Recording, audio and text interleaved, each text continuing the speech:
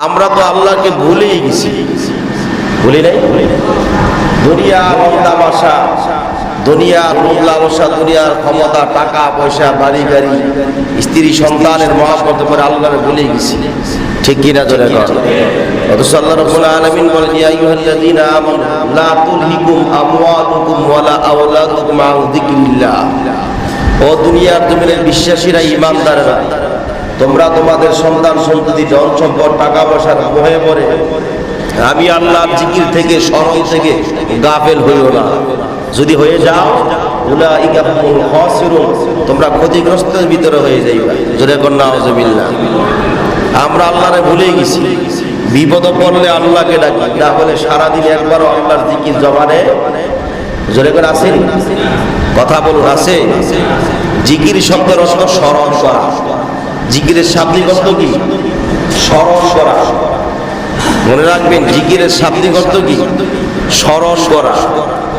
আবিধানিক পারিভাষিক অর্থ হলো অন্তর এবং জবানে একসাথে মিলাইয়া আল্লাহ পাকের ইসমে জাতের নাম বারবার স্মরণ করার নাম হলো জিকির। জোরে করে সুবহানাল্লাহ। জিকির করার নির্দেশ কার? কথা বলুন, কার? জিকির কোনো পীরের না। জিকির কোনো পীরের না। জিকির কোনো নবী রাসূলদের নয়। জিকির কোনো উলামায়ে কেরামের নয়। জিকির কোনো মানুষের না। জিকির কার? জিকির করবেন কার?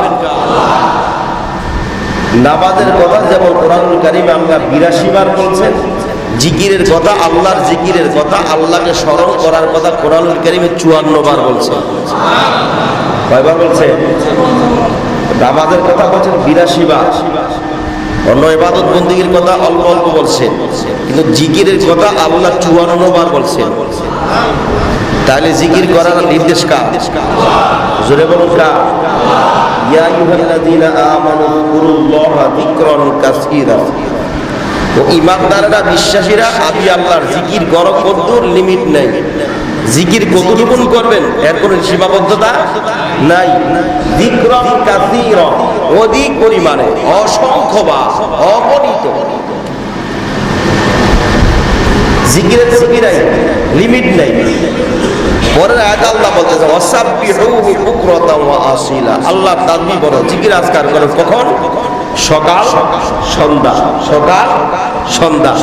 এর তাফসীর হলো, মুফাসসিরিনে কেরাম বলছেন সকাল থেকে সন্ধ্যা, সন্ধ্যা থেকে সকাল। তাহলে বোঝা গেল কোনো সীমাবদ্ধতা নেই, শুরু হয়েছে শেষ। জোরে কর, আল্লাহর জিকিরের শুরু আছে শেষ। শেষ তখনই হবে যখন আপনি জিকির নিয়ে কবরে যাইবেন, তখনই আপনার জিকিরের শেষ হবে। ঠিক কিনা জোরে কর? লিকুল্লি শাইইন ইনাই। আপনি একটা বোতল কিনছেন, বোতলের ভিতরে যদি মধু থাকে, কি থাকে? এটা যদি কাজ করেন কি করবে? কথা বুঝে নাই মনে হয়। একটা বোতল আছে, বোতলের ভিতরে আপনি তেল রাখছেন, এটা কাজ করলে কি করবে? মধু রাখছেন, কাজ করলে কি করবে? মধু করবে। এটার ভিতরে যেটা রাখবেন কাজ করলে তো ওটাই করবে। ঠিক কিনা ধরে? আর এটা যদি খালি থাকে, এটা কাজ করলে কেউ উপর করে ধরে রাখলে কিছু করবে না। ঠিক কিনা ধরে? ঠিক তেমনি ভাবে আপনার জীবনে, আপনার অন্তরে, জবানে, কলবে, সব জায়গার ভিতরে যে আল্লাহর জিকির চালু থাকে, চলতেই থাকে, আপনার জীবনের সর্বশেষ লক্ষ্যে যখন আপনি পৌঁছে যাবেন, মৃত্যুর শয্যা যখন সজ্জিত হবেন, আজরাইল যখন কণ্ঠ থেকে মৃত্যুর রশিটা খুলে দিবে, আপনার ভিতর থেকে বের হয়ে যাবে লা ইলাহা ইল্লাল্লাহু মুহাম্মাদুর রাসূলুল্লাহ সাল্লাল্লাহু আলাইহি ওয়াসাল্লাম। ক্বালা নবী সাল্লাল্লাহু আলাইহি ওয়াসাল্লাম, মান ক্বালা লা ইলাহা ইল্লাল্লাহ দাখালাল জান্নাহ। যার সর্বশেষ কালিমা হবে লা ইলাহা ইল্লাল্লাহ, ও সরাসরি জান্নাতে চলে যাবে। তাহলে জিকির না সারা জীবন একবার, মৃত্যুর সময় কি আর জিকির হবে? কথা কয় হবে? জিকির করার নির্দেশ কার? এটা মনে রাখবেন। জিকির কোনো পীরের না। অনেক লোক বলে তাবলীগের জিকির, অনেক লোক বলে অমুক পীরের জিকির।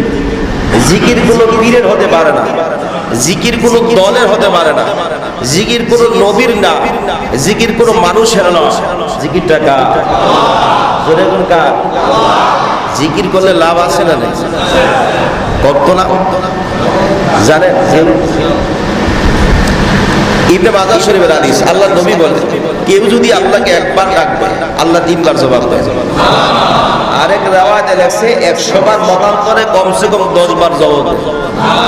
একবার আল্লাহকে ডাক দিবে, সুবহানাল্লাহ। কিন্তু আমরা এই চামড়ার কান্তে শুনতে পাই না। এবার আসেন জিকিরের কথা কোরআন শরীফে নাই, কথা কর নাই, অসংখ্য আয়াত, 54টা আয়াত আমি পাইছি গোটা কোরআনুল কারিমে। গোটা কোরআনুল কারিমে জিকিরের কথা আল্লাহ 54 বার বলছেন, সুবহানাল্লাহ। জিকির কতটুকু করবেন এটাও আল্লাহ বলে দিয়েছেন, যিকরান কাসীরা, অসংখ্য অগণিত, আনলিমিটেড, অধিক পরিমাণ। জোরে বল সুবহানাল্লাহ। ওয়া মা আযলামু মিম্মা মানা মাসাজিদাল্লাহি আইয়াযকারা ফিহা। সূরাতুল বাকারায় আল্লাহ বলে তার থেকে জালিম আর কি হতে পারে যে মসজিদে জিকিরে বাধা দেয়। কথা বুঝছেন? অনেক সময় জিকির করতে মসজিদে নিষেধ করে দেওয়া হয়, আছে না নাই? অনেক লোকেরা জিকির বাদ দিয়া কোন মসজিদে গিয়ে জিকির, অথচ আল্লাহ বলে তার থেকে ওমান আযলামু মিম্মা মানা মাসাজিদাল্লাহি আইয়াযকারা ফিহা। এটা সূরাতুল বাকারার আয়াত, প্রথম পারার শেষের দিকে আল্লাহ বলে তার থেকে জালিম আর কে হতে পারে যে মসজিদে জিকিরে বাধা দেয়। কে বলছেন? জোরে করে কে বলছেন? আল্লাহ বলছেন। তাইলে মসজিদ থেকে জিকির শুরু হইল, কোত্থেকে? মসজিদ থেকে জিকির চালু হবে, এটা গোটা বিশ্বে ছড়ায় যাবে। জিকির আদরে গান, তাইলে জিকির মসজিদ হবে নাকি মন্দির হইব? কথা পায় না। জিকির মসজিদ হবে না মন্দির হবে? এবার আসেন তাবলীগওয়ালারা যখন সপ্তাহে একবার যখন গাছের দিন বয়ান করে, একদম লোককে মসজিদের কিনারে জিকিরের জন্য বসায়, আছে না নাই? এই জিকির করতে গিয়ে অনেক লোক আবার টিটকারি করে, জিকির করে। এবার জিকির কি তোর করে না আল্লাহর করে? তাহলে তোর শরীরে জ্বলবে কেন? কথা কয় না, তোর জ্বলবে কেন? আপনি যখন পাখির বাসা ভেঙে দিবেন, পাখি তার বাসায় ফিরে যাওয়ার জন্য হামলা করবে, ডাকাডাকি করবে, চিল্লাবে, উড়াম চাল, দৌড়ঝাঁপ করবে, ঠিক কিনা ধরে? মানুষের অন্তরের মধ্যে হলো শয়তানের জায়গা।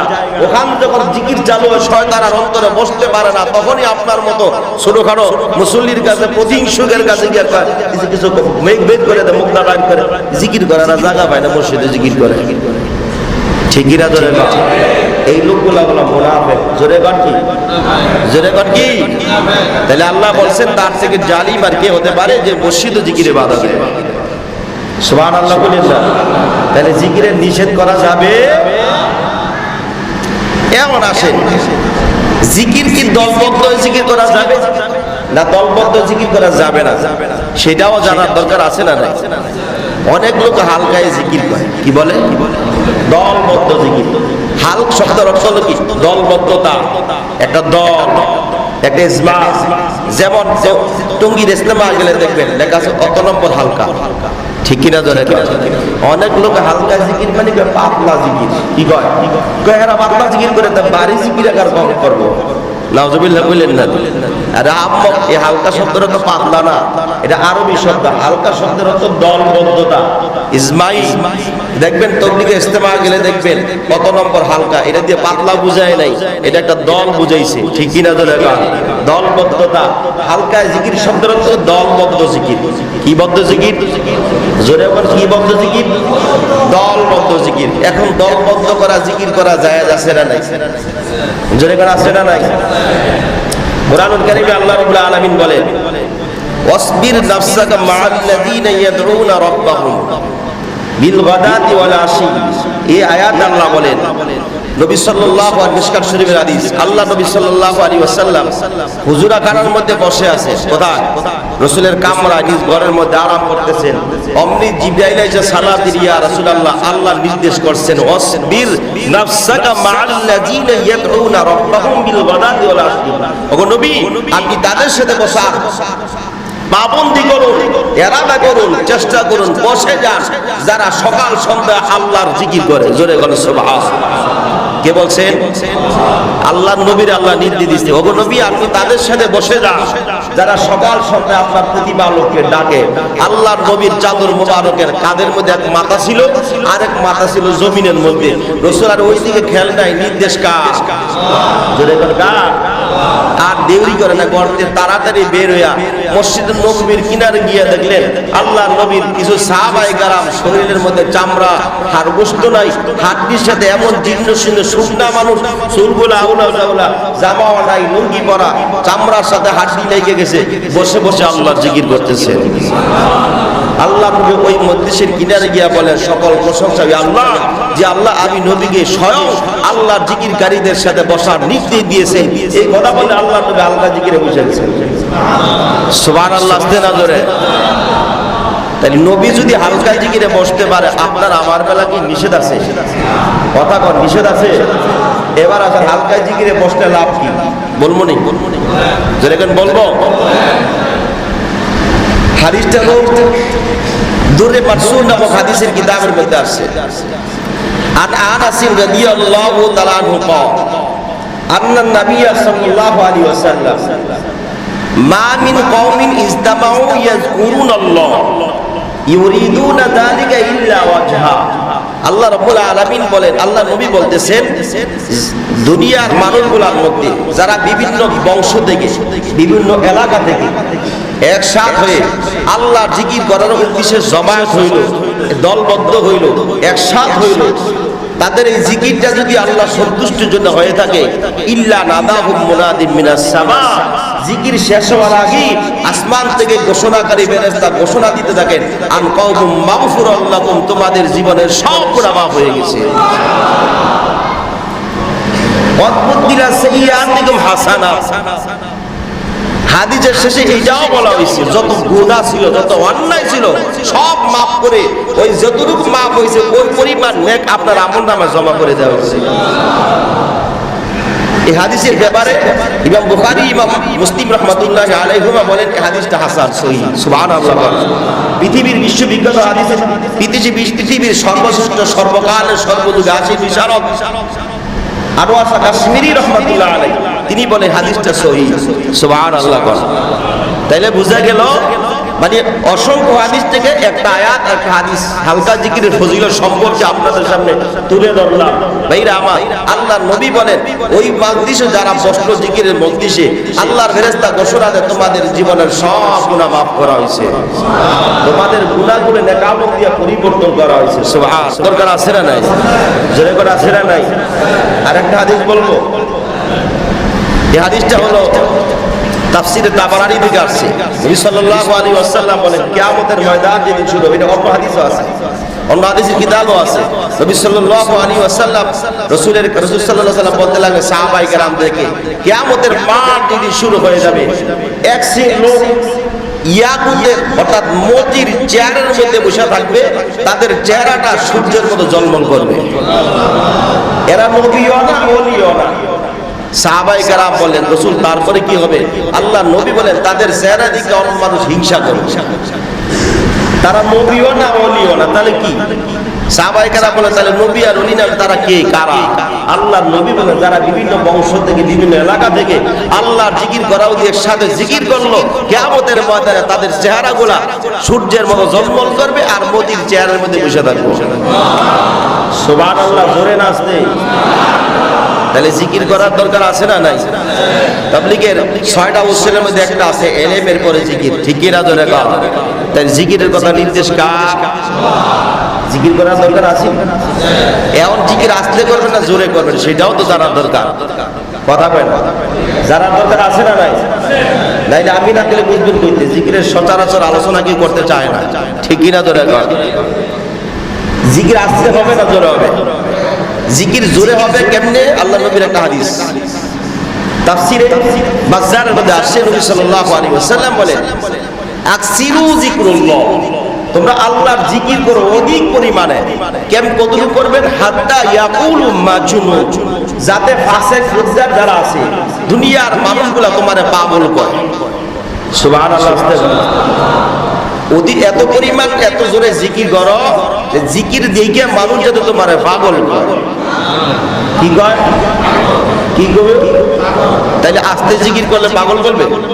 তাহলে বুঝা গেল জোরে জিকির করুন লাগবে। ঠিকই না? জোরে কর। অল্প জিকির করলে কি পাগল বলবে? বেশি জিকির করা লাগবে। ঠিকই না? জোরে কর। এই হাদিস দিয়া বুঝা গেল জোরে জিকির করা লাগবে, বেশি পরিমাণে করা লাগবে। ঠিকই না? জোরে কর। রাস্তা দিয়ে যদি আপনি আস্তে আস্তে যাইতেছেন, কি আপনার পাগল করবে? কথা বল, পাগল বলবে? আর আপনি সিলে করে উল্টা পাল্লা কথা বলেন, আপনাকে পাগল। ঠিকই না? জোরে কর।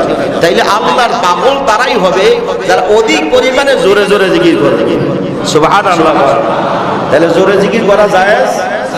জোরে কোন? জোরে জিকির করা জায়েজ আছে। মসজিদে যখন জোরে জিকির করবেন দেখবেন কোন নামাজি আছে কিনা। যদি নামাজ পড়ে দেখবেন আস্তে জিকির করবেন, যদি নামাজি না থাকে আপনি জোরে জিকির করেন, কোনো অসুবিধা নেই। মাসালা বোঝা লাগবে, আল্লাহ বোঝার তৌফিক দান করেন। আর জোরে কোন আমি। এবার আসেন জিকির কোনটা। বাংলাদেশের এক বক্তা আছে, নাম বলবো না, আপনারা জেনে নিয়ে। ভার্সিটির মাল, কি এর মাল? জিকির 4টা পাইছে। কয়টা পাইছে? জিকির কয়টা পাইছে? 4টা পাইছে। আর তোর এলেম যতটুকু আছে অতটুকুই তুই পাবি। ঠিকই না? ধরে পাবি। ওই মাদ্রাসার ছাত্ররা ওলামায়ে কেরামরা সিলেবাসের আলেম নয়, যারা আলিয়া মাদ্রাসায় লেখাপড়া করে তারা সিলেবাসের আলেম, অল্প এলেম থাকে।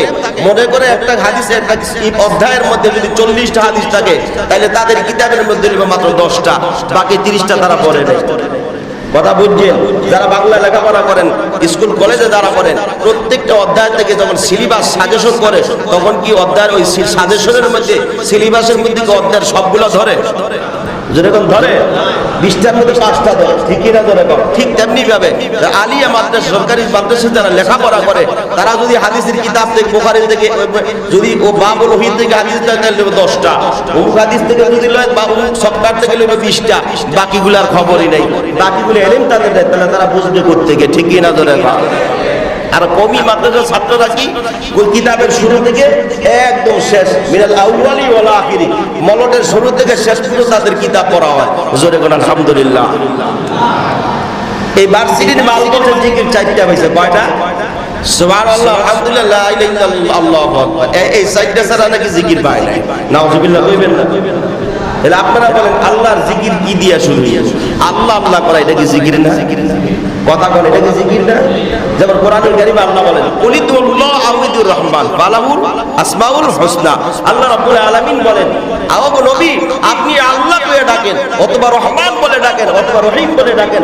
আল্লাহর যত গুণবাচক সুন্দর নাম আছে সে দিয়া ডাক দিয়ে আমি জবাব দেব।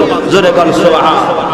আল্লাহ জিকির করে ডাক দিলে, আল্লাহ করে ডাক দিলে এটাও জিকির, রহমান বলে ডাক দিলেও জিকির, রহিম বলে ডাক দিলেও জিকির, রাম বলে কই দিলে জিকির না। নাউজুবিল্লাহ। আসতে না ধরে আরো জোরে কর, নাউজুবিল্লাহি মিন জালিম।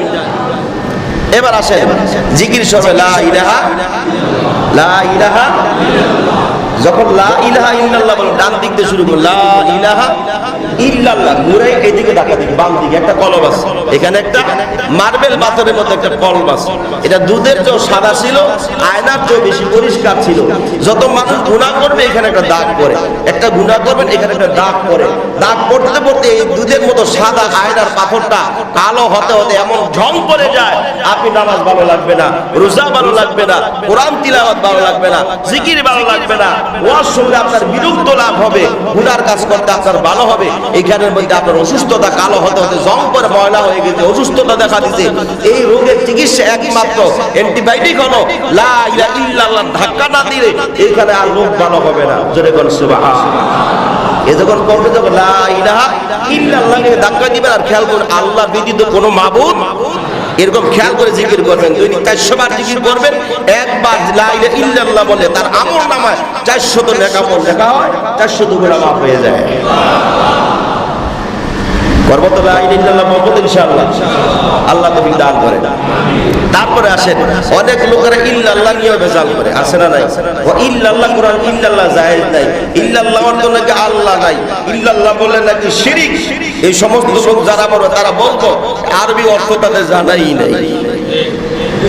লা ইলাহা শব্দের অর্থ কোনো মাবুদ নাই, কোনো ইলাহ নাই, কিছু নাই, আল্লাহও নাই। ইল্লাল্লাহ অর্থই আল্লাহ আছে। জোরে বল সুবহানাল্লাহ। লা ইলাহা কিছু নাই, কোনো ইলাহা নাই, কোনো ইবাদত নাই, কোনো রহমান নাই, কোনো খালেক নাই, কোনো সাত্তার নাই, কোনো জাব্বার নাই, কেউ নাই, ইল্লাল্লাহ কিন্তু আল্লাহ আছে। জোরে বল সুবহানাল্লাহ। ইল্লাল্লাহ দিয়ে আল্লাহরে বোঝায়। ইল্লাল্লাহ বলে কতটুকু লাভ? ইল্লাল্লাহ বলে যদি কেউ খেয়াল তো ইল্লাল্লাহ বলে ইল্লাল্লাহ ইল্লাল্লাহ জিকির করে তার আমল নামে 320টা নেক আমল লেখা হয়। সুবহানাল্লাহ, আস্তে না ধরে। এইসব লোকেরা বলে ইল্লাল্লাহ কোরআন শরীফে নেই। আমি বলবো অভাব নেই। আমি বলবো কি অভাব? আল্লাযীনা ইউবাল্লিগুনা রিসালাতিল্লাহি ওয়া ইয়াখশাউনাহু ওয়া লা ইয়াখশাউনা আহাদান ইল্লাল্লাহ। এই জায়গার মধ্যে ইল্লাল্লাহ আছে না নাই? কেউ যদি ইল্লাল্লাহ বলে খেয়াল করে কোরআন শরীফের আয়াত, এই খেয়াল করে ইল্লাল্লাহ বলে প্রতি অক্ষরে 10টা করে সওয়াব। এরকম ইল্লাল্লাহ একবার বলে তার আমল নামায় 320টা নেক আমল লেখা হয়ে যায়। কুল লা ইয়ালামু মান ফিস সামাওয়াতি ওয়াল আরদিল গায়বা ইল্লাল্লাহ।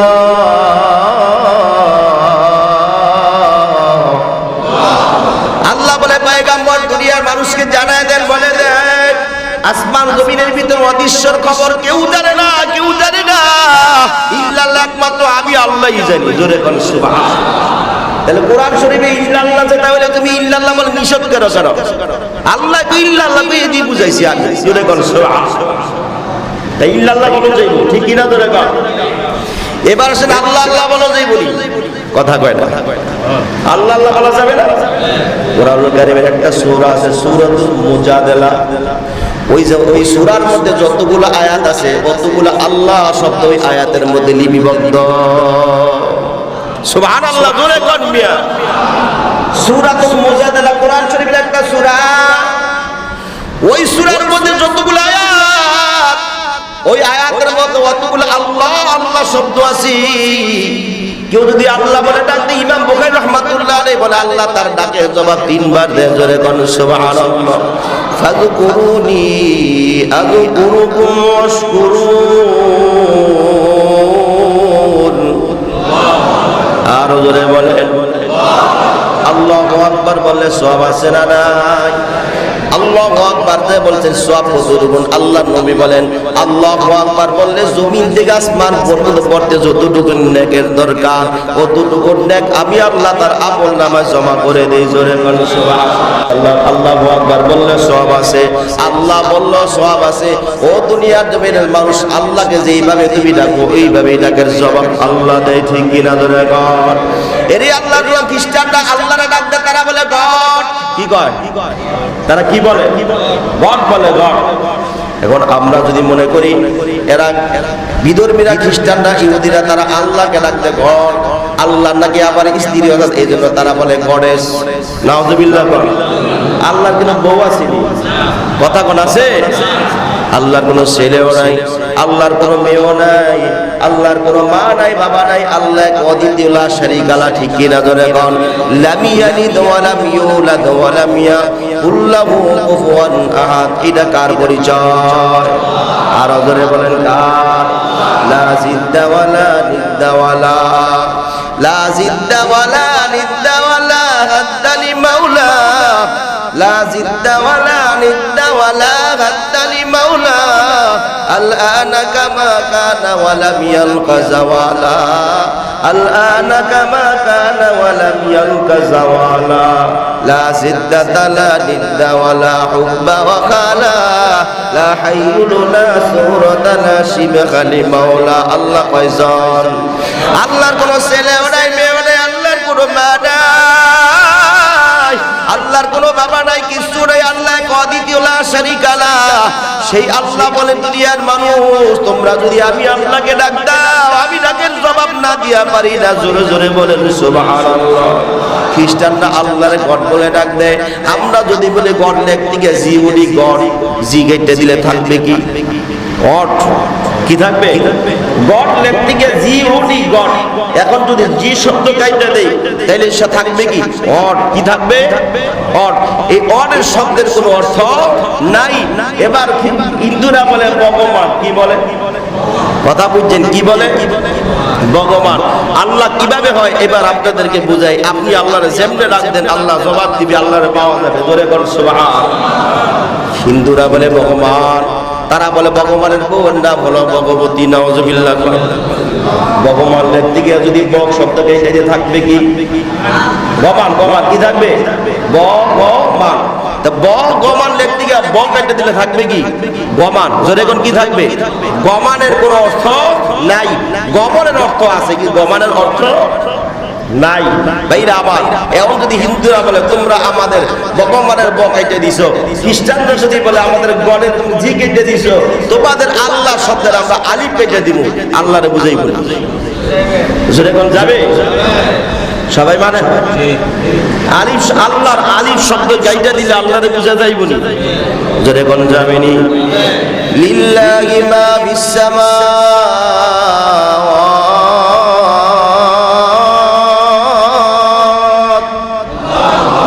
আল্লাহ বলে লিল্লাহি মা ফিস সামাওয়াতি ওয়া মা ফিল আরদ। আল্লাহ বলে আসমান জমিনের আধিপত্য একমাত্র আমি আল্লাহ। জোরে কোন না সুবহানাল্লাহ।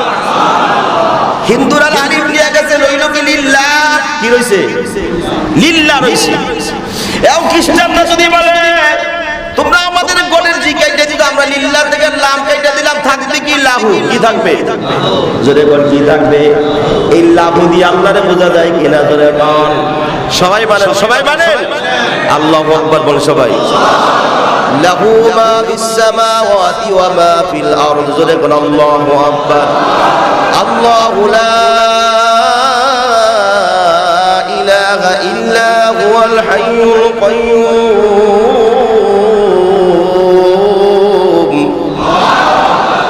লা তাখুযুহু সিনাতুন ওয়া লা নাওম লাহু মা ফিস সামাওয়াতি ওয়া মা ফিল আরদ। জোরে বল আল্লাহু আকবার।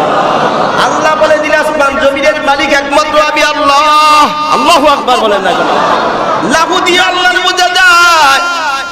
অন্য লোকেরাও যদি বলে তাহলে তোমরা লাহু থেকে আমরা লাম নিয়ে গেলাম, থাকবে কি হু, কি থাকবে? আরো জোরে বল কি থাকবে? এ হু দিয়ে আল্লাহর বোঝা যায় কিনা? জোরে কোন আরো জোরে বলেন, বোঝা যায়নি। হুয়াল্লাহুল্লাযী লা ইলাহা ইল্লা হু। জোরে বল আল্লাহু আকবার।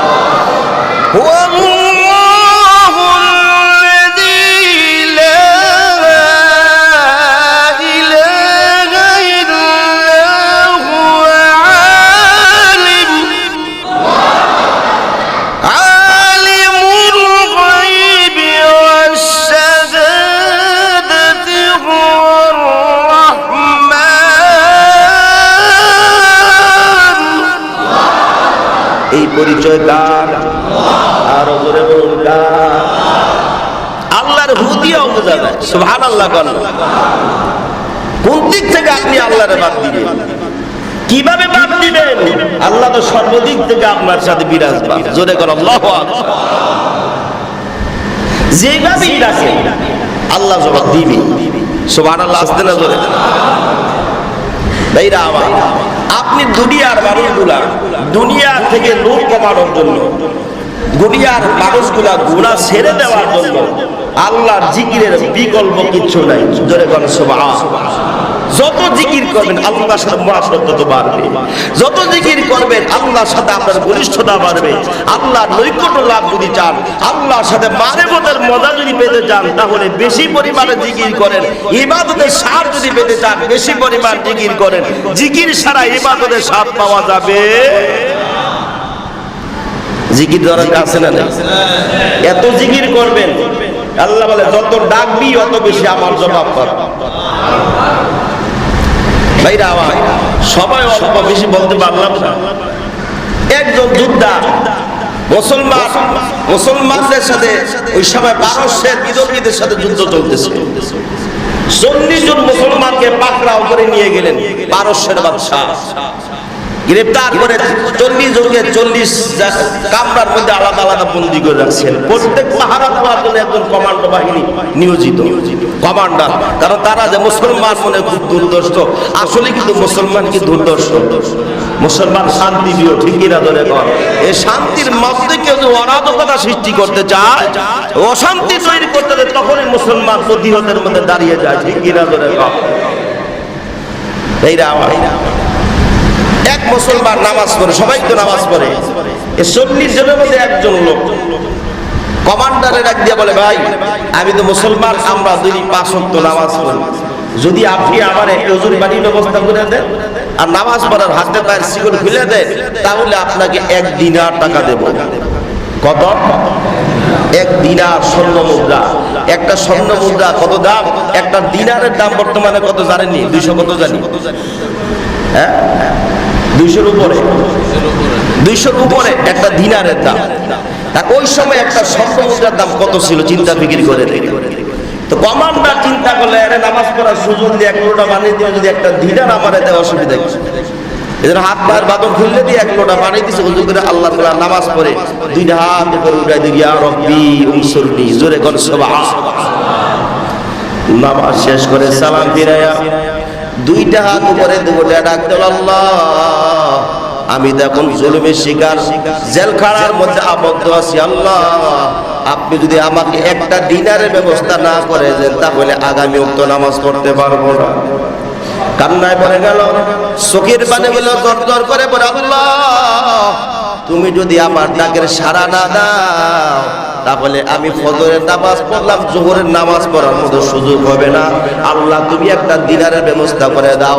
হাতটা নামাজ যায়, নামাজের নিচে বিসমিল্লাহ বলে হাত দিতে দেরি, হাতের নিচে একটা দিনার পড়ে গেছে, জোরে কোন সুবহানাল্লাহ। কমান্ডার তো আশ্চর্য যে কি পুরো টাকা নাই, তারে পরীক্ষা করলাম কিছু নাই, এই টাকা পাইল কই? আশ্চর্যিত হয়ে গেল।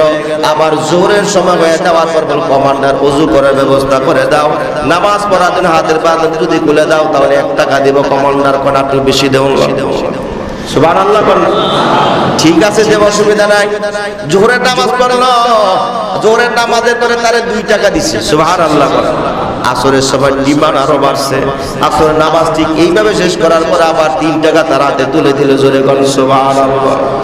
এরে আল্লাহর গোলামি খবর, কমান্ডার উপরের জেনারেলের কাছে জানাই দিলেন। জেনারেল বলতে লাগলো, তাহলে তুমি যা দেখছো আমিও সরাসরি পরীক্ষা করার জন্য দাঁড়ায় গেলাম। আসরের নামাজের সময় ওই জেনারেলকে মুসলমান ডাক দিয়া বলে, তুমিও আল্লাহর গোলাম আমিও আল্লাহর গোলাম, 4 ওয়াক্ত নামাজ পড়লাম, ইশারের নামাজটা পড়ার জন্য যদি সুযোগ করে দাও, হাতের পায়ের বাঁধন খুলে দাও, ওযু করার জন্য পানির ব্যবস্থা করে দাও, তাহলে তোমাকে 5টা দিনার দেব, জোরে কোন সুবহানাল্লাহ। জেনারেল পরীক্ষা করে হাতের পায়ের বাঁধন খুলে দিলেন, পানির ব্যবস্থা করে দেওয়া হলো। আল্লাহর বলে ইশার নামাজ আদায় করে 2টার উপরে উঠে রাখ দেব, আল্লাহ যদি ইশারের নামাজ পড়লাম, যদি ফজরের নামাজ পড়তে পারি, এখন 5টা দিনার যদি ব্যবস্থা না হয় তাহলে ফজরের নামাজ আমি এই গোলাম তোমার কুদরতি কদমে সিজদা দিতে পারবো না। আল্লাহ তুমি তো ধনীকে ধনী বানাও, ফকিরকে ফকির বানার ক্ষমতা তোমার। তুমি যদি 5টা দিনারের ব্যবস্থা না করে দাও তাহলে আমি নামাজ আর পড়তে পারবো না। 2টা হাত নামায়া চোখের বাদর চোখের পানিগুলো মুছতে বিসমিল্লাহ বলে যায় নামাজের ছাড় দিলেন, আর অমনি তার হাতের মধ্যে 5টা দিনার আসিয়া গেল, জোরে কোন সুবহানাল্লাহ। এই অবস্থা জেনারেল দিকে কালমা পরে মুসলমান হয়ে গেছে, সুবহানাল্লাহ। আসতে না ধরে জেনারেল সহ যারা ছিল সবাই মুসলমান হয়ে যায়। জেনারেল তাকে ছেড়ে দিল। এখান থেকে তার ওই জায়গা থেকে আরব কান্ট্রিতে আসার জন্য তার সময় লাগে 15 দিন। কয় দিন ভাই? আইটা লাগে 15 দিন। তাকে গার্ড দিয়া আরব দেশে পৌঁছে দেওয়ার জন্য তার সাথে 10 জন সৈন্য সিপাহ সালার পাঠিয়ে দিলেন, আর কাগজ লিখে দিলেন, আপনি ওখানে দিয়ে কাগজের মধ্যে সিগনেচার করে দিলে বুঝবো আপনি চলে গেছেন। এবার ওই 5 দিনের 15 দিনের রাস্তা আল্লাহর গোলাম মাত্র কয়েক মিনিটে চলে গেছে, জোরে কোন সুবহানাল্লাহ। ওই 10 জন লোকের সাথে নিয়ে আল্লাহর গোলাম জিকির করে সবাই বলে, আপনারা সবাই আমার হাতের মধ্যে ধরো, সবাই আমার সাথে পড়তে থাকো, লা ইলাহা ইল্লাল্লাহ, লা ইলাহা ইল্লাল্লাহ, লা ইলাহা ইল্লাল্লাহ জিকির করতে করতে কিছুক্ষণ পর আল্লাহর গোলাম বলে, চুপ করে খোলো, আমি আমার জায়গায় এসে গেছি, জোরে কোন সুবহানাল্লাহ। 10 জন লোকে 15 দিন পরে আসলো, যাইতে 15 দিন, আইতে আসতে 15 দিন লাগে। কয় দিন? জোরে কোন কয় দিন? 1 মাস 30 দিন পুরা, কিন্তু 15 দিনের মাথায় বসে। এবার জেনারেল চিন্তা করলো, তোমরা কি এটা হত্যা করে লাইছো? না আমি হত্যা করি নাই, আপনি যে বলছেন পৌঁছে দেওয়ার পরে কাগজে সিগনেচার করতে, এই দেন ওনার হাতের সিগনেচার সহ দিয়ে দিলেন, উনি আমাদেরকে দিয়েছে। কিন্তু ঘটনা হলো আপনি যখন ওনারকে নিয়ে মরুপ্রান্তর দিয়ে রওনা করছি, উনি বলে তোমরা সবাই আমার হাতের মধ্যে ধরো আর সবাই আমার সাথে বলো লা ইলাহা ইল্লাল্লাহ। কয়েকবার করার পর উনি বলল চোখ খোলো, আমি তাকায় দেখলাম, আমরা দেখলাম ওনার বাড়ির দরজার সামনে। আরো জোরে বল সুবহান। তাহলে জিকির করবেন কার? জিকির করার দরকার আছে না নাই? জিকির কোনো দলের না, জিকির কোনো মানুষের নয়, জিকির কার? দলবদ্ধ জিকির করবো, একা জিকির করবো, যে সময় মনে চায় জিকির করবো। জিকিরটা কার হওয়া চাই? আরো জোরে বলুন কার? জিকির করছে নবী ওলি, খোদার সাথে গেছেন মিলি, দিয়াছিলেন পর্দা খুলি, দিয়াছিলেন পর্দা খুলি, মাবুদ রব্বানা